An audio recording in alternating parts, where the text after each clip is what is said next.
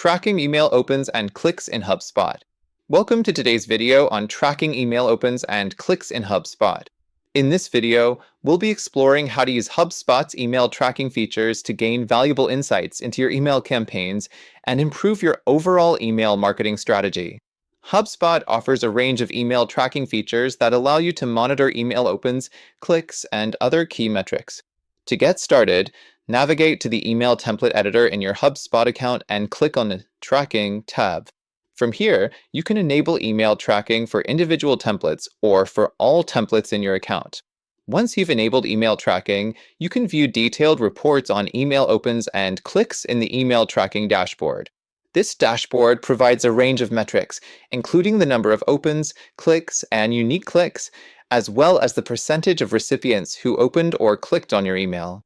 One of the most useful features of HubSpot's email tracking is the ability to segment your email list based on email opens and clicks.